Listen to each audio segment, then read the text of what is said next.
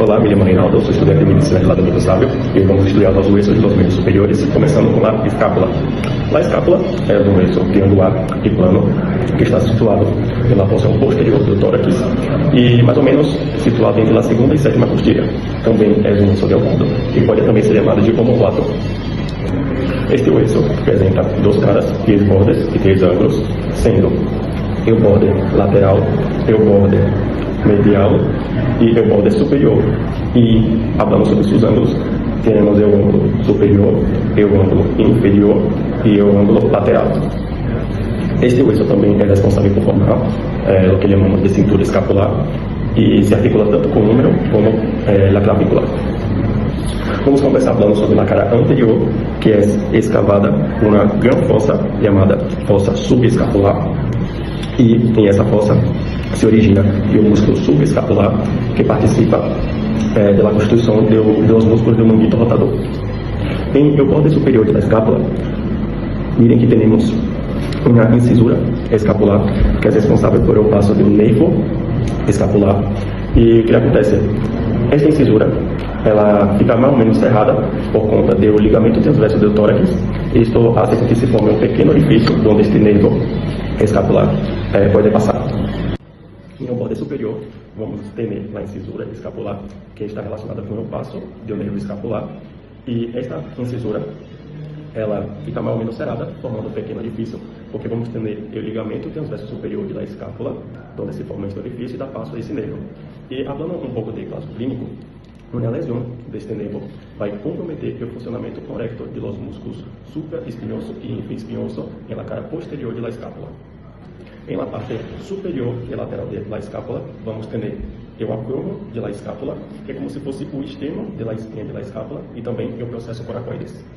O processo coracoides tem a forma de um pico de cuervo e acaba tendo ligamentos importantes como o coraco acromial, que une o acromo da escápula com o processo coracoides, formando o arco acromial. E também vamos ter o ligamento coraco-clavicular, que une o processo coracoides com a clavícula, ajudando na estabilização. Em esse processo também vamos ter a inserção de 3 músculos muito importantes, que são o pectoral menor, o músculo coraco-braquial e também a cabeça curta do bíceps. Agora falando um pouco sobre o acrômio, que é o extremo lateral da espinha da escápula. E este acrômio é o que vai se articular com a clavícula, formando a articulação acrômio-clavicular. E também vamos ter a inserção de músculos importantes como o deltoides e o músculo trapézio. E na escápula também, na parte lateral, mais especificamente em um ângulo lateral da escápula, vamos ter a cavidade glenoidea, que é responsável por se articular com a cabeça do húmero, formando a articulação gleno-humeral. E cerca da cavidade glenoidea, vamos ter o cuello da escápula. Agora, falando um pouco sobre a cara posterior da escápula, vamos ter esta gran preeminência óssea, que se chama espina da escápula, que é responsável por dividir a parte posterior da escápula em 2 grandes fossas. A fossa infraespinhosa, que é a maior, e vamos ter também a fossa supraespinhosa. E na cara posterior também vamos ter a origem de 2 músculos que também fazem parte dos músculos do manguito rotador, que é o músculo supraespinhoso e o músculo infraespinhoso. Uma observação é que na cavidade glenoidea vamos ter 2 tubérculos, o tubérculo supraglenoideo e o tubérculo infraglenoideo, que são muito importantes para inserções musculares, onde na cavidade supraglenoidea vamos ter a inserção do músculo na cabeça larga, do bíceps braquial, e na cavidade infraglenoidea vamos ter a inserção da cabeça larga do tríceps braquial. Um caso clínico também que eu quero falar neste vídeo é o que chamamos de escápula alada, que é quando a escápula se vuelve mais proeminente na parte posterior do tórax, como se despegasse da parede torácica. E a causa mais comum desse caso clínico é uma lesão em um nervo torácico largo, que inerva um importante músculo, que é o músculo serrato anterior. E sem este músculo, a escápula perde sua firmação normal junto à caja torácica, e isto dificulta principalmente a abdução do braço, que podemos mirar em pacientes quando ele empurra a parede, e a escápula se mostra muito mais proeminente. E hoje vamos estudar sobre a clavícula. A clavícula é um hueso é um hueso largo, é um hueso superficial e palpável que conecta o membro superior com o tronco. Vou falar agora sobre algumas características generais deste hueso. A primeira é que é o único hueso largo do corpo que é colocado de maneira horizontal. Este hueso forma também a cintura escapular y une el esternón con la escápula y se desarrolla por ossificación intramembranosa predominante. Ahora vamos a hablar sobre los accidentes anatómicos de la clavícula, comenzando con la extremidad external o medial, que es la más gruesa y voluminosa de la clavícula. Apresenta la carilla articular external, que vai se articular com o manúbrio do esternão, formando a articulação externo-clavicular. Vamos ter também a inversão do ligamento costo-clavicular, que se une com a primeira costilha e seu cartílago costal. Acá vamos ter o corpo da clavícula, que tem a forma de um S itálico. Los 2 terços medial da clavícula são convexos hacia adelante e 1 terço médio da clavícula é convexo hacia adelante. Los 2 terços medial de la clavícula son convexos hacia adelante y 1 tercio lateral es cóncavo hacia adelante. La cara superior del cuerpo de la clavícula es lisa y subcutánea y es fácilmente palpable. La parte inferior es rugosa y tiene inserciones muy importantes. Vamos tener el surco del músculo subclavio, la línea trapezoide, que da inserción al ligamento trapezoide, y el tubérculo coranoides, con la inserción del ligamento coranoides. La extremidad acromial o lateral es más plana y tiene la carilla articular acromial, que va a unir la clavícula con el acromio de la escápula, formando la articulación acromio-clavicular. Y una observación es que esta articulación es del tipo sinovial plana. Ahora voy a hablar sobre algunas inserciones musculares importantes. En la cara superior, medialmente, vamos tener el músculo esternocleidomastoideo. En la parte anterior vamos tener el pectoral mayor. Lateralmente vamos tener el deltoides. Y posteriormente vamos tener la inserción del músculo trapecio. Ahora voy a hablar sobre un caso clínico de la clavícula. Con la pregunta, ¿por qué la clavícula fractura muy fácilmente? La clavícula, como mencioné anteriormente, es un hueso muy delgado, superficial y transmite fuerzas de los miembros superiores al tronco. Y la zona más débil de la clavícula es su tercio medial. ¿Y por qué eso? Porque en ese tercio medial se cambia la curvatura de la clavícula y es la unión de la porción lateral, que es más gruesa, y es la unión de la porción medial, que es más gruesa, y de la porción lateral, que es más plana. ¿Y qué ocurre con una persona que tiene una fractura en la clavícula? Los músculos y el peso del brazo desplazan los fragmentos óseos de la clavícula. El fragmento medial o interno, ele ascende por la atracción del músculo esternocleidomastoideo y el fragmento lateral, que es más externo, desciende por conta del peso del miembro superior. Então, quais são os resultados típicos de uma fratura na clavícula? Primeiro, el hombro caído. Segundo, dolor intenso. Vai ter também uma deformidade que é visível e vai ter dificuldade em movimentar o braço. E uma lesão mais grave na clavícula pode lesionar o plexo braquial, a artéria e a vena subclávia. E hoje vamos estudar sobre o hueso húmero, que é um hueso largo do braço, que é muito importante por conta dos movimentos do ombro e do codo. E é um hueso par, é um hueso simétrico, e é um hueso que vai unir a escápula com os huesos do antebraço. Vamos começar estudando o extremo superior, ou também chamado de epífisis proximal, do húmero. O principal acidente ósseo que vamos ter na epífisis proximal é a cabeça do húmero, que é uma região redondeada, lisa, que é responsável por articulação com a cavidade glenoidea da escápula, formando a articulação gleno-humeral.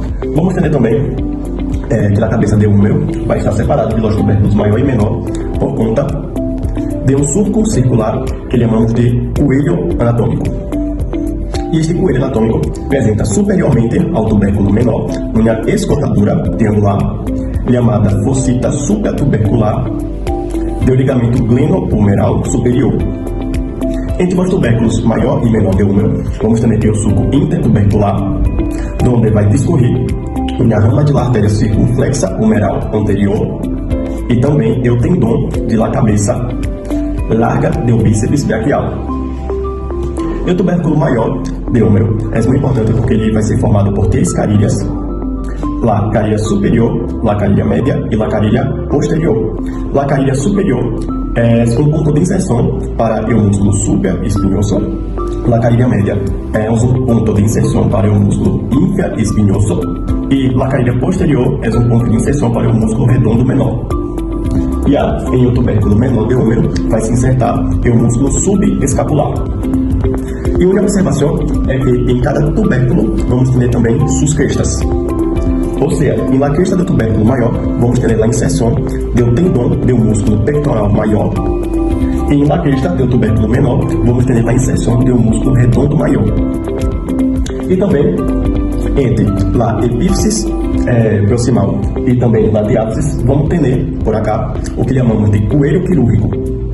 E por que tem esse nome? Tem esse nome para ter um fim médico, onde informa onde as fraturas são mais frequentes. E tem uma importância clínica muito importante porque, falando sobre um caso clínico, caso esta região seja lesionada, pode lesionar um nervo muito importante que é o nervo axilar e também pode lesionar vasos circunflexos que passam cerca. E com a adesão do nervo axilar e o músculo deltoides, o músculo que faz parte do ombro, se paralisa. Agora vamos falar sobre a diáfisis ou corpo de húmero, primeiramente em uma vista anterior, onde vamos ter a tuberosidade deltoidea, que serve como ponto de inserção para o músculo deltoides, e inferiormente a esta tuberosidade, na superfície é lisa e serve como ponto de inserção para o músculo braquial. E uma observação importante é que acá também podemos encontrar o agudilho nutício, que é a porta de entrada para os vasos para a irrigação deste importante osso.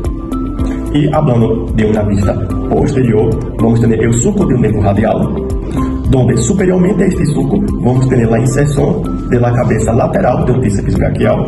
Inferior a este sulco vamos ter a inserção da cabeça medial do tríceps braquial. E neste sulco vamos ter o passo do nervo radial, onde uma lesão em o nervo radial pode provocar uma enfermidade chamada mão caída, ou seja, um déficit em la extensão da muñeca.